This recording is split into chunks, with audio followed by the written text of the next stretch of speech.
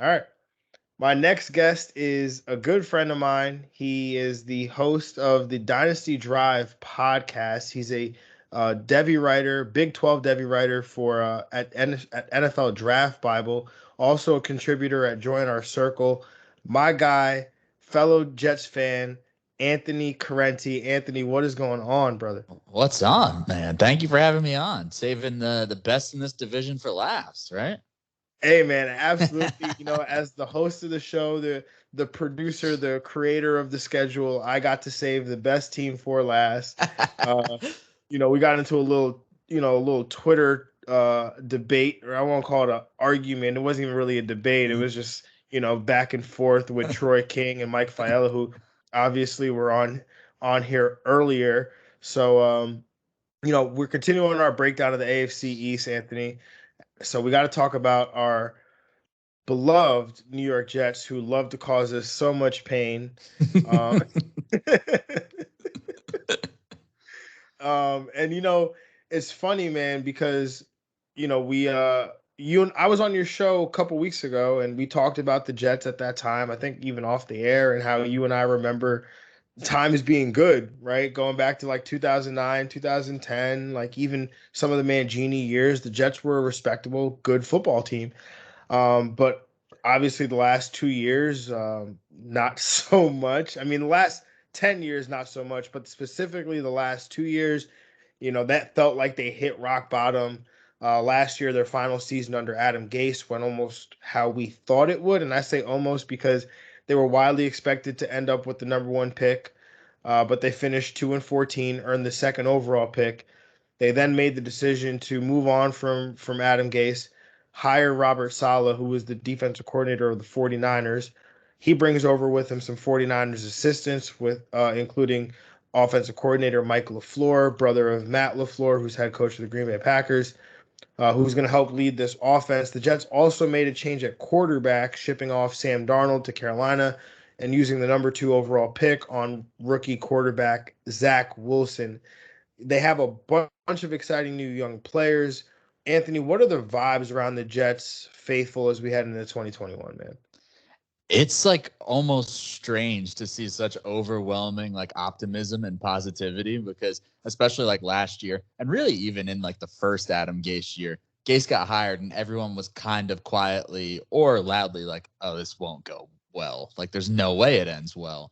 And then of course last year it pretty much shifted from any semblance of hope to openly rooting for losses, like not too far into the season.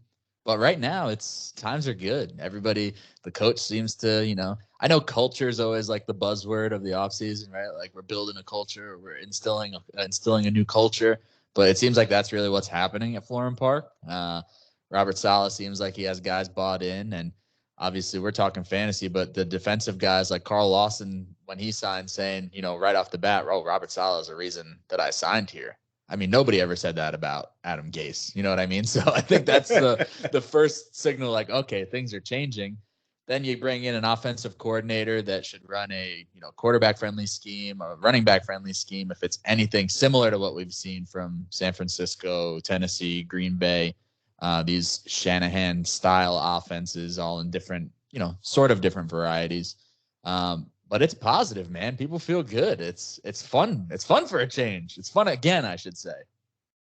Yeah, man, definitely, brother. And I've been asking this question all week, all series, asking that the guests what's the vibes around the fan base. What I'm asking you, like, I don't know, but it's great that the listeners get to hear it from someone other than me. But vibes are good, man. Like you said, we're optimistic, and at the especially last year during the Adam Gase year, maybe not last year, but the year before, there was like a split, right? People were either on board with Adam Gase or they weren't, or they were willing to give him a chance. But there was the side that, like you said, was definitively like, yo, there's no way this is ever going to work. And I'm pretty sure you were on that side, as was I. So I remember leaving the last home. I was at the last home game at Gase's first year. And I remember leaving. I was there at my dad being like, they got to fire this guy. Like, they have to fire him. And he was like, you can't fire a coach 1 year in. I was like, he's not really a coach. Like, just get him out of there. Nothing good is coming. And then, pretty quickly into the following year, he was like, yeah, we should have just, cut ties. Yeah, man. I mean, he was absolutely the worst. But like you said, vibes are good right now. It feels good to wear your Jets gear. There's a different feeling, man. There's really a different feeling. And Joe Douglas has also done a phenomenal job through two drafts now, but what's been like 2.5 off seasons for him. Mm-hmm. But Joe Douglas obviously makes probably the most important decision that he'll ever make in his GM general managing career, and that was to move on from Sam Darnold and use the number 2 overall pick on Zach Wilson. Obviously, Zach Wilson comes from BYU. He was the number 2 pick in the draft for a reason. He's talented, also brings enough, I think, with his legs. Obviously, not to the level of some of the other guys from this class, but I think it's enough to extend plays and or get a first down, rush for a couple touchdowns in a season. Wilson's currently going off the board in one quarterback leagues, redraft leagues, as the quarterback 26 in 12-team leagues, going ahead of guys like Derek Carr, Jared Goff, Sam Darnold, just to name a few. Anthony, does Zach Wilson provide any value here as the quarterback 26? I kind of think so. And I think he's not going to ever get mistaken for, the rushing ability of like Lamar or any of those guys. But I think he does have some of that. I hate to even use the phrase like sneaky athleticism, but I was trying to pull it up real quick. If I remember correctly, I think last year at BYU, it was like 9 or 10 rushing touchdowns he had. Yeah, it was 10 rushing touchdowns. Not something where I'm not expecting like huge rushing yardage totals from him, but I think that really more so than that and what he can provide as a passer, I think he'll be good. But I think the scheme and the infrastructure around him will lead to him having year one success. So is he going to finish as, a top 12 guy? No. But is he going to be relevant some weeks? Yeah. Is he a guy that you could probably stream in the right matchup? I think so. And I think a lot of that has to do with the fact that, sure, he's a great prospect and has great arm talent and enough talent with his legs to buy time or chip in some rushing touchdowns. But they made, a focused effort to improve the offensive line, improve the weapons around him, make sure we don't get a repeat of what happened to Sam Darnold, where he was, out there throwing the ball to Jermaine Kearse and Deontay Burnett and, guys that aren't not on rosters anymore. They went out of their way to, solidify the left side of the line with trading up for Elijah Vera Tucker to put next to Mekhi Becton. They're going to be able to run the ball. I don't want to jinx it, knock on wood, but it seems like they might be trending towards adding Morgan Moses as well. So they're still trying to add more to the offensive line. I think that signs are good that they don't want it all to be on Zach Wilson, right? They've put everything, or they're trying to put as much around him as possible. And I think that'll help him finish the year more successfully than we saw in Darnold's rookie year or really in Darnold's subsequent 2 years either. Yeah, no, I definitely agree with what you were saying off the top, right? I think he had 10 rushing touchdowns. That's not anything to sneeze at, right? Like, yeah, like 10's not like 10. It's not like, I accidentally got 2 or 3. Like 10's a lot. Right. So I think, something we'll see is that we didn't see with Sam Darnold. I think we saw a little bit from Jeremy Bates as a rookie, but Sam Darnold was a guy that had, you want to use the term sneaky athleticism as well. He was a guy that you could use on the read options, you could use on the run game around the goal line. But Adam Gase, for whatever reason, we know the reason, he's Adam Gase. Just wouldn't use Sam Darnold in those situations. But I think we see Mike LaFleur do some of those things. Not that this is going to be the game plan where, hey, Zach Wilson, you're going to run the ball 20 times a game, but it's going to be like that changeup that they throw at the defense just to keep them on their toes, kind of like how Seattle does with Russell Wilson. And so I think that, that's definitely an element that's going to be utilized in year one. And to your point, this is a much better situation than Sam Darnold had to deal with. Upgraded offensive line, upgraded weapons as well. I must ask you, though, got to put you on the spot. You're in your redraft league on the clock. Sam Darnold, Zach Wilson, both sitting there. Which one of these guys are you pulling the trigger on? I want to say Zach Wilson, but it's probably Sam Darnold. And really just because I know that I don't think Darnold is going to reinvent himself into somebody that I think the problems that Sam Darnold has were magnified by the Jets, failing him as an organization. But I think the problems that he has, are still the same problems that he had at SC. Like he's a guy that he's going to turn the ball over. I don't think that you're ever getting that all the way out of him. Like maybe you can corral it to some degree, but I think he'll still have to deal with some of those turnovers. But I mean, Christian McCaffrey, DJ Moore, his boy Robbie Anderson. It's a good situation that Terrace Marshall Jr. like he's got a nice set of weapons as well. So I think if we were talking long term dynasty league, I'll take Zach Wilson over Sam Darnold every time it's presented to me. But for this year, it wouldn't shock me at all if Darnold has the higher fantasy finish, and I'd probably take him in a redraft league.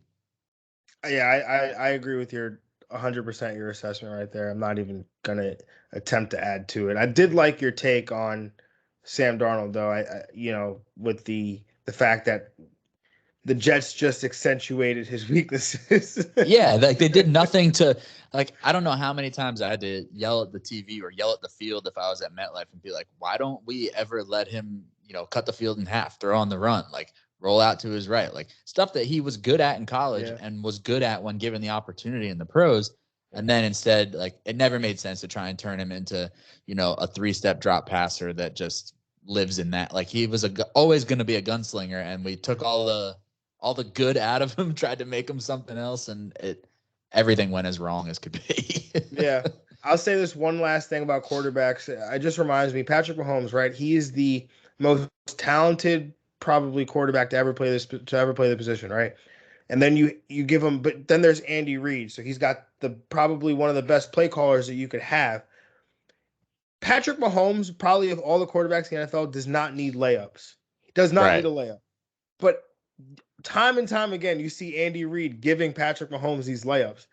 There's a reason for that. Yeah. And Sam Darnold, like you said, was always in these 3 to 5 to 7 step drops. Rarely ever did he get an opportunity to hit a layup. And I think that's the difference that we're going to see in the New York Jets offense headed by Mike LaFleur. There's going to be a lot more layups. Not to, go take it off the rails, but to kind of compare it to a different New York situation in a different sport, like a perfect example of why coaching matters, right? Like nothing changed that much for the Knicks except they added Tom Thibodeau. Like they added some other pieces, and they went from a team that nobody expected to make the playoffs. And sure, they got waxed by the Hawks, but it still, made the playoffs and became a competent basketball team because you have a real coach running the show. Adam Gase wasn't that. And unfortunately, it was at the expense of, whether Sam Darnold was anybody's top-rated quarterback coming out of that loaded 2018 class or not, he was better than what he proved to be with the Jets. And I hope for his sake he could turn it around in Carolina. Like Sam Darnold, I still am rooting for the guy, but I mean, I hope that Zach Wilson outplays him week 1. That would be satisfying. Absolutely. Absolutely. All right, man, let's move on to the running backs because you and I both know we could do this literally all day. Yeah. So we move on to the running back position. Tevin Coleman, the most experienced guy in this backfield, both in terms of experience in the NFL as well as experience in this offense. Coleman, coming off his worst season, had 87 total yards in 8 games, averaging less than 3 yards per touch. By all accounts, though, is looking fresh in minicamp and OTAs. Ty Johnson probably showed the most of any Jets running back last year with 353 yards from scrimmage, averaging 5 yards per touch. LaMichael Pirines also in the mix. I didn't think he was very good last year. 295 yards from scrimmage, 3.9 yards per touch. Could blame it on lack of touches, but he was outshined by both Johnson and Josh Adams last year. Adams a bigger back, 6'2", 225. Probably, different than any other back the Jets have on the roster. But then enter rookie Michael Carter, the 4th-round pick. He's probably the most intriguing of the bunch. In terms of ADP, Carter leads the way as the running back 33. Coleman, the running back, 52, Ty Johnson, the running back, 78. All this ADP data is according to 444's aggregated ADP. Don't have information on LaMichael Pirine and Josh Adams, but that just kind of goes to show you what fantasy managers think of those guys right there. Anthony, which of these backs do you want? And I guess I'm gonna take a guess and say it's Carter. And do you think the price is too high at running back 33, or do these other guys, Coleman or Ty Johnson, present a better value to you? Carter's the guy that I want, but running back 33 in redraft is a little rich for me. I don't think Carter will be bad by any means.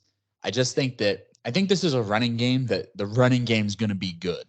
And I think Carter will be the lead guy, but I don't think that's to the tune of, 900 or 1,000 yards. I think that he's the lead guy in a backfield that probably gets 3 guys pretty consistently involved. Like, look how many guys we've seen run the ball in San Francisco over the last, couple of years there. And I think Carter will get every opportunity to be the one to take the bulk of the work.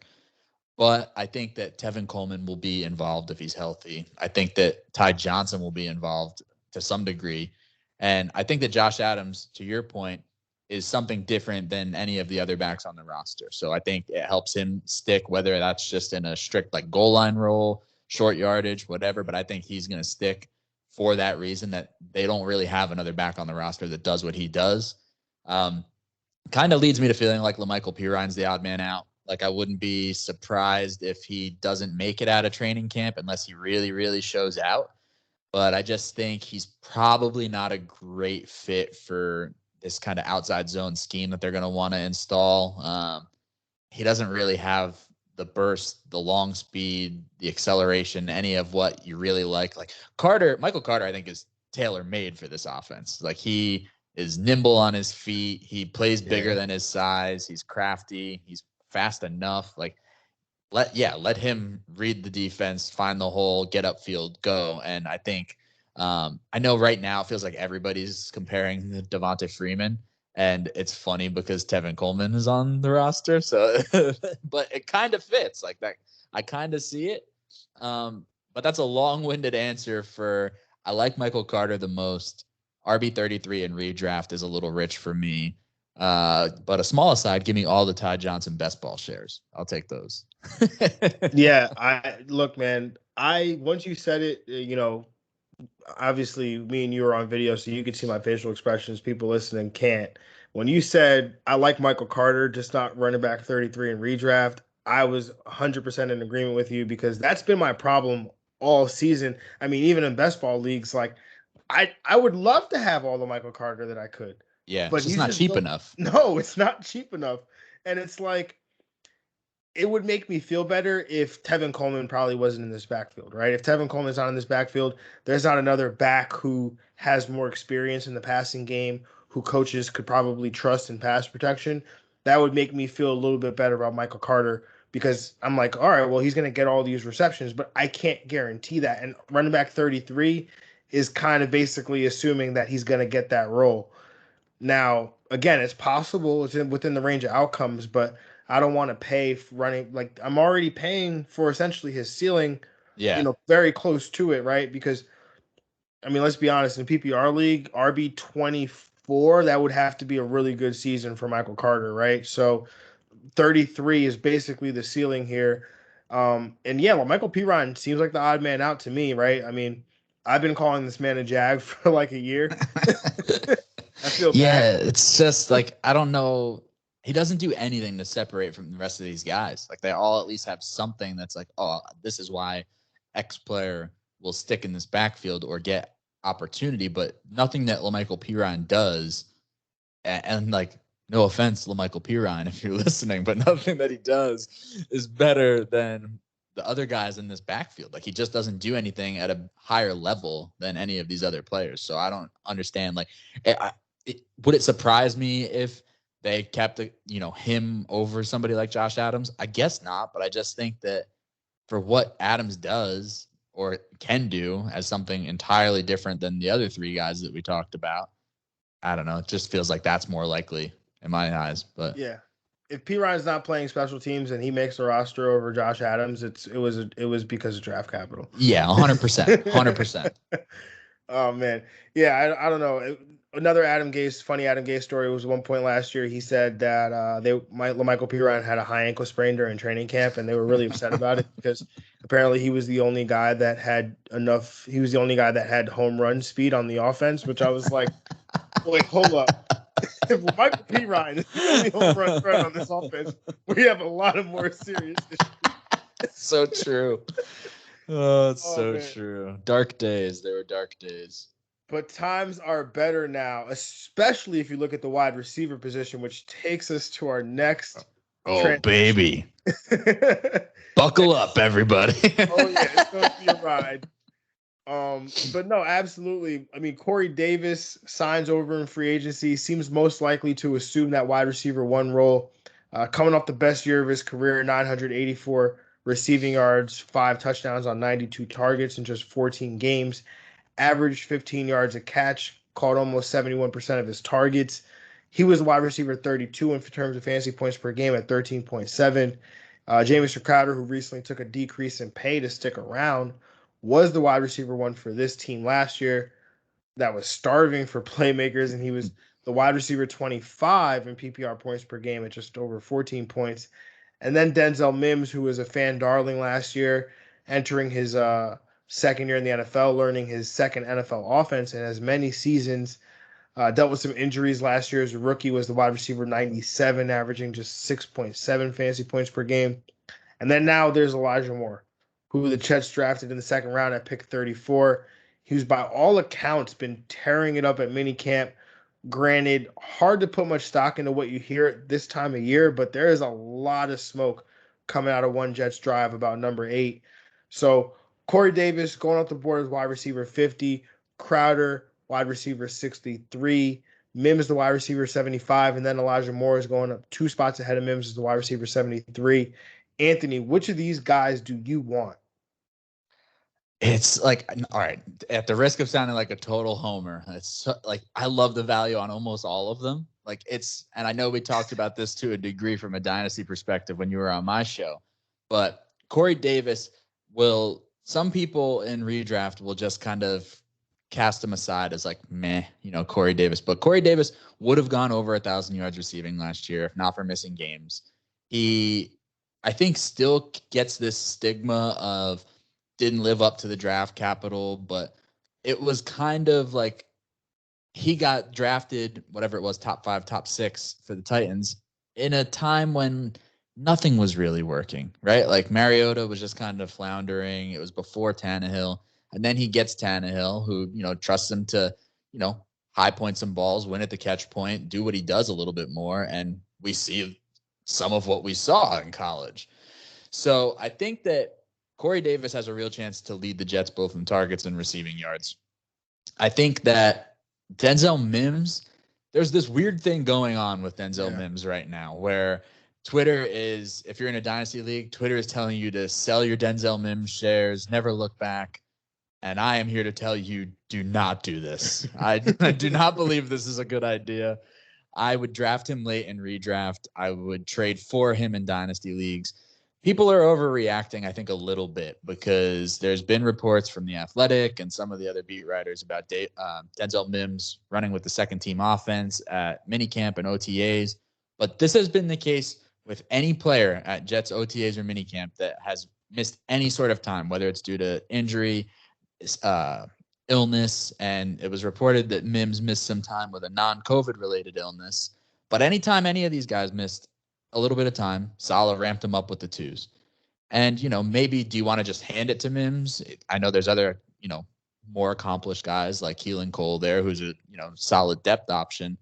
But Mims, I'm not worried panicking or selling low or avoiding Mims in the middle of summer because he's playing a little bit with the second team offense on a position group that finally has some depth to it. So I don't think that there was a weird take during the draft overall where it was like, oh, the Jets hate Mims because they signed Corey Davis and they drafted Elijah Moore. But I think it's more that the Jets hate that they ruined their last quarterback because they had no skill players around him, and they want to avoid that potentially happening this year. Same reason why with all the Crowder stuff going on, when everybody a week ago or 2 weeks ago was sure that the Jets would cut Jamison Crowder, I tweeted, this doesn't really make any sense. Like, the Jets don't need the money. They have money. They don't need to just cut him to free up money. It makes way more sense to try and renegotiate a deal where they can keep him at lower money. And that's exactly what happened. So I think that Crowder won't be as consistent as he was for fantasy last year. He'll have some games, but I also don't think it's a given that him and Elijah Moore like can't coexist, because I don't think Elijah Moore is just a slot receiver. I had to save Elijah Moore for last because every day it's like a great thing gets tweeted about Elijah Moore, and I cannot be happier about it. I forget who it was. I think it might have been the beat writer from the Daily News that someone asked him who DJ? Elijah. Yeah, DJ. Yeah, that's right. DJ. They asked him who he looks like at camp, and he said Antonio Brown, and I was like, smash retweet, let's go. Like, we're copping this guy to Antonio Brown, let's get it. Yeah. But I don't know. It's in a redraft perspective, Moore is probably not it for me this year. Dynasty, let's go. Yeah, the rocket is going to the moon for Elijah Moore, I think, because I think he's way more prime Brandon Cooks than he is just a slot wide receiver. Like, I think he could play inside, outside, and get involved in sort of a gadget role. But for this year, I will definitely take Corey Davis or Denzel Mims at that value, because realistically, I don't really see any way Corey Davis doesn't outperform being drafted like wide receiver 50 or whatever he's being drafted at right now. Like, that's a steal for a guy that should be this team's number one passing option. He got paid the money, follow the money. They're going to keep him involved. And I think that they will keep him involved with enough, I don't want to say easy stuff, but enough of the mid-range, intermediate range stuff that he's really good at to make a consistent impact on a week-to-week basis. Yeah, I mean, when I was on your show, I remember you asked me who do I thought, which of these receivers I thought would lead the team in receiving and touchdowns and all that. And I said it would be Denzel Mims, and fast forward now, and Denzel Mims is having, running with the twos and whatnot. And, just even looking at the year Corey Davis had last year, and I don't think that I obviously saw it. I know you and I were talking about doing projections even before, but like really when you just look at Corey Davis's year, it was a really good year. This is a guy that averaged, again, 15 yards per catch. It was over 70% in terms of catch rate, and had 92 targets for just under 900, just under 1,000 yards. And had he played those two games, would have been well over 1,000 yards. Yeah. So it was a really good year for Corey Davis. Again, wide receiver 32, but that was about being the second target on his team. Yeah, absolutely. Right now, you come to the New York Jets, he's going to be the number one target, presumably, seeing somewhere between 6 to 7 targets a game.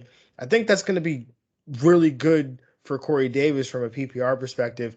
And to your point about, Elijah, well, Denzel, I'll hit Denzel Mims first, right? Denzel Mims, I'm totally with you. Like, I'm not panicking right now. Like, I'm not selling any shares of Denzel Mims because of what happened in OTAs and minicamp. Because you got to remember one thing about Denzel Mims. This is a guy who's 6'3", 207 pounds, and this is a dude that if you go watch his college film, beat up DBs. Like, yeah. Let me see him when the pads get on. Like, I'm going to wait to watch Denzel Mims. How does he do when the pads come on? How's he doing contested catch situations? Because that's when Denzel Mims is really going to be the player that we all saw last year, right? So I'm waiting on Denzel Mims. But then the Elijah Moore and Jamison Crowder thing, I'm totally with you. It made no sense for the Jets to release Jamison Crowder. 0 sense whatsoever. But I also believe that these two can coexist. When you look at the fact, I mean, I threw this out. I threw this comp out before. I think when I first started my dynasty draft process, looking into Elijah Moore, but Tyler Lockett, and I think when you look at a guy who can play outside but also can play inside in the slot, has enough speed to get vertical down the field from either alignment.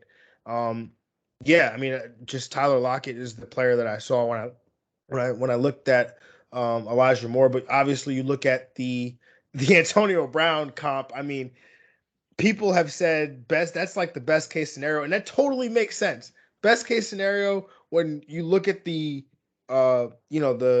the ability to play from both inside the slot, outside the slot. You look at the route running ability, and I think that's where it really comes from with that route running ability, the way he sets defenders up. I think that's where you're getting that A/B comp a lot. But you know, I can't remember the last time the Jets had a player like this. I absolutely like Santana Moss, maybe Lavert. It's exactly the name I was going to say. Like, when is the last time they drafted a skill player that there was already this much early buzz about? They're like, oh, this guy's just a little bit different than what we've had in the past. And it probably was Santana Moss, right? Because they've really drafted nobody else that they've hit on from a skill position standpoint. Like, right? Yeah. Like, well, the draft, it wasn't Devin Stephen Smith. Hill, it wasn't Devin Smith. Like, those guys didn't work out. But yeah, I don't know. It's like every day that there's been OTAs or minicamp, it's just every day it seems like, oh, Elijah Moore flashed again, did another, had another incredible catch or had another incredible route. And I really hope it translates over to training camp and preseason and the regular season. I want to see it. Yeah, for sure. Absolutely. And he was a guy that I was really high on in the pre-draft process. Like, I had him pre-draft as my rookie wide receiver 5. And I thought there was a chance he would sneak into the back end of round 1. I really didn't think there was any chance he'd end up with the Jets. But, once he ended up there, I was like, all right, let's go. But I think it's an interesting wide receiver room overall because I think Corey Davis has one spot locked down. Like, he's the dude out there. And I think part of the reason why it was important for them to keep Jamison Crowder, aside from keeping a solid infrastructure around a young, rookie quarterback, is they're going to mix and match these other guys. Like, you're going to like Denzel Mims and Corey Davis, whether people are in or out on Denzel Mims right now, Mims can do a lot of what Corey Davis can do. Like, big body guys on the outside that are going to attack the ball, be physical. And I think, Mims gives a little more juice after the catch than he gets credit for. Yeah. But they have a lot of versatility right now with who they can put out there in different formations, whether it's, Davis, Mims, and Moore, whether it's Davis and Moore outside and Crowder in the slot. They have a lot of flexibility with what they can do, but that's another long-winded answer to say I think the most consistent guy on a year-long basis will be Corey Davis. Yeah, no, totally agree, and I agree with that assessment as well. Let's move on to the tight end position, and this is where I get this is where I get a little pain. I get a little heartburn and indigestion talking about this position right here. Mainly because of what happened last year, because I expected a big time breakout year from Chris Herndon, mainly because opportunity. But that did not happen. Quite the opposite happened, actually. Tight end 42 in terms of fantasy points per game. Ugh, gross. It sounds so gross coming out, trust me. At 4.6 PPR points per game. That sounds even like Anthony. Tight end 4. I think you'd get 5 PPR points per game. Put me in, coach. The Jets didn't do much to address the tight end position, though. Still have Ryan Griffin and Trayvon Wesco, who the Jets actually plan to use as a fullback, but they've added Tyler Kroft and Kenny Yeboah, who was an undrafted free agent, got a lot of hype as a potential draft prospect, but didn't get drafted, signs with the New York Jets. But again, Herndon expected to get every opportunity to seize this tight end 1 job. Going off the board now as a tight end 30, is there any value to extract here, or should we just abandon ship while we still have our peace of mind? I feel like with Chris Herndon, it's like it's like that scene in Wolf of Wall Street. Like, I'm not leaving. Like, I'm not leaving. But like, I know it's not going to be good, but here's the only reason why I'm still sort of in is because I can't convince myself that Tyler Kroft is better than Chris Herndon, right? Like, Chris Herndon, I think, is a perfect example of potentially going to receive the post-Adam Gase bump. Like, they used him poorly, and then I think he got in his own head, and there was some concentration drops, I think. And I think some of that stuff isn't really truly indicative of who he is as a player. Like, I can't totally discount rookie year Chris Herndon, where it's like, okay, this is a rookie tight end who had over 400 receiving yards, and that is a little bit of an outlier in and of itself. Playing with a rookie quarterback. Yeah. So I think there's still hope with how this offense will hopefully use him. And it's crazy to say that with a play caller, rookie play caller who we've never seen run his own offense, I already feel more confident that Mike LaFleur will put Herndon in better positions to succeed than Adam Gase did. But really, it has a lot to do with how barren tight end is outside of the top three guys, how cheap Chris Herndon is. And I like Kenny Yeboah as a potential, upside guy to maybe make the roster. I don't think maybe Ryan Griffin sticks, but I mean, what's he really do? Trayvon Wesco, like you said, it looks like they're going to move him to fullback. And Tyler Kroft will be around, but I have a hard time thinking that, like, come on, we saw Chris Herndon flash. Like, I'm holding out hope one more year. I wouldn't be in if he was getting drafted like, the tight end 12 or 13. But the truth of the matter is the difference between like the tight end 7 and the tight end 25, like they all stink. Like they're all really not that good after you get outside of the top 3 really great ones, Kyle Pitts, and then the other like handful that we hope break out every year, right? Whether it's Noah Fant, Mike Gesicki, whoever you like. But he'll be cheap to Chris Herndon. Yeah, I'm in. You know what? I'm drafting all the Chris Herndon redraft this year. You don't even have to draft him. You just pick him up. Right? Pick him up on waivers. Just pick him up. Man, he's gonna be free. I'm with you, man. There's no way you could convince me that rookie year Chris Herndon just like that wasn't an accident. Like there's no way you could convince me of that, right? Like I watched it with my own 2 eyes every week, right? Just him and Sam Darnold just cooking because there was nobody else to cook with. Yeah.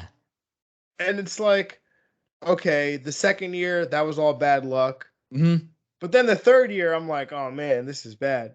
Yeah. But like you said, everything was bad. Everything was bad. So, the fact that they didn't address the position with more capital, whether it was financially or through the draft, that makes me feel like they're willing to give Chris Herndon a chance.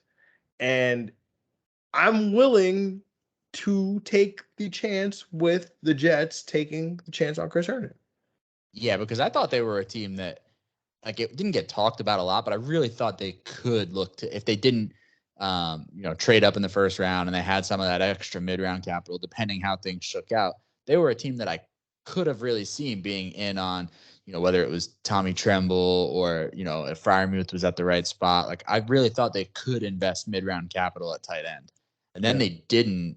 And I don't know. It just feels like the organization seems ready to give him another shot. And you'd have to think it's because, like, as funny as it sounds, like, you'd have to think it's because they know, like, okay, Gase is gone. Like, let's see who the real Chris Herndon is. Like, I have a hard time thinking that even the organization as a whole can just discount that rookie year like it didn't happen, because it doesn't really happen for rookie tight ends. And we're really swept up in how good we expect Kyle Pitts to be. But rookie tight ends typically don't even hit to the degree that Herndon was hitting that year. And sure, there was not a lot around him, but I have a hard time thinking he just, like, he lost his juice. He lost his mojo. The Monstars came and took it from him. But, like, I don't know. I think there's still a good tight end in there somewhere. And at a position for fantasy purposes that is barren and really a total just dice roll once you get late anyway, I'll take a shot on a guy that I at least, saw flash, even though it was a couple of years ago. Yeah, no, definitely. Anthony, this has been awesome, brother. Before I let you go, I just got to ask you one more question. Who's winning this division and where do the Jets finish? I think Buffalo wins the division. Probably convincingly. Like, I feel that Buffalo is the best team in the division. It wouldn't shock me. It wouldn't shock me if the Jets were the worst team in the division, but I could see them being third or fourth. But if they finish fourth in the division, I think it's a really different fourth in the division than a year ago. Like, if they are the worst team in the division, I think that's more so a product of everybody else in the division also improved and we're a young team and just, working our way there. Because Buffalo, I think, is a legitimate contender. Miami, I expect to take a step forward. I like Tua. I think, him and Waddle together with Fuller there now and see whatever Devontae Parker can do. And I think Flores is a good coach. So it wouldn't surprise me if Miami ended up the second team in the division. Pats and Jets is where it gets interesting. Because if the Pats roll this thing through with Cam Newton, I think Cam Newton is broken. Like, I really don't think there's even a way that they could do it. I saw someone joking, like, oh, we need Cam to be out there in training camp so Mac Jones can take this job from him, because you saw the clips of Cam airing him out through the back of the end zone. I think that Mac Jones takes over at some point, and I don't think Mac Jones is going to be a bad quarterback, but I don't think he doesn't have what some of these other more highly rated guys had coming out this year: Zach Wilson, Trey Lance, Justin Fields. And that's that like extra athletic ability. Like, I think Mac Jones is a good passer, and I think the Pats system is pretty much ideal for him. But it does give me a little bit like pause or cause for concern with him that he doesn't really have that extra dimension to his game where he can help himself out by himself sometime if things break down, because it's tough out there for rookies sometimes. So I think 3 and 4 will be between the Pats and the Jets. I'll give Belichick, the benefit of the doubt that they probably finished third, but I think, the Jets, if they finish fourth in the division, it's not a 2-14 finish, or 2-15 now, I guess. I'm still getting used to that. Right. But I think even if they finish fourth in the division, it's with a much improved record and way more optimism going into next year. I think that Saleh will prove to be the real deal, and I think LaFleur will be a good young play caller. And I think I don't know. I think Zach Wilson's going to give us some fun moments for sure. I think we just got to get a win. Even if we finish fourth in the division, give me a win over the Pats. Like, right? Give me a win just over the Pats. One, man, just one. All right, Anthony, man. I know literally me and you, we could literally do this the whole night. This will be a 24-hour podcast. Now we're talking. So, man, why don't you let everybody know what you're working on, where they can find you, and what you got cooking, man? Yeah, man, I appreciate you having me on. You can follow me on Twitter at Dynasty Drive. New episodes of my podcast of the same name, The Dynasty Drive, come out every Friday. We've got some good stuff coming up as well. A pretty similar series to what you're doing right now with some more division talk. So just ramping up towards regular season and my written work, like you said earlier. I'll have a bunch of Devy content, mostly focusing on Big 12 prospects over at NFL Draft Bible, where you can find at si.com/NFL/draft, and chip in some of my more dynasty-focused written work over with Fantasy Intervention. So they're at fantasyintervention.com and at joinourcircle_ on Twitter. So trying to put out as much as I can, man. The grind never stops. No, sir. It definitely does not. All gas, no break, brother. That's it. Let's go. Let's go. Oh, man. I got to find me a tattoo shop open right now. I'm going to go get the all gas, no break tattoo. All right, Anthony. But we definitely got to hit MetLife, man. Definitely got to do that one time this year, brother. I'll be there. Hit me up. Oh, no, absolutely, brother. We definitely will do that. All right, y'all. Make sure you definitely go follow Anthony on Twitter at The Dynasty Drive. Make sure you check out his podcast. Does phenomenal work. His writing is phenomenal. So just make sure you check him out. Anthony, appreciate you, brother. Everybody, thank you for listening. We are out.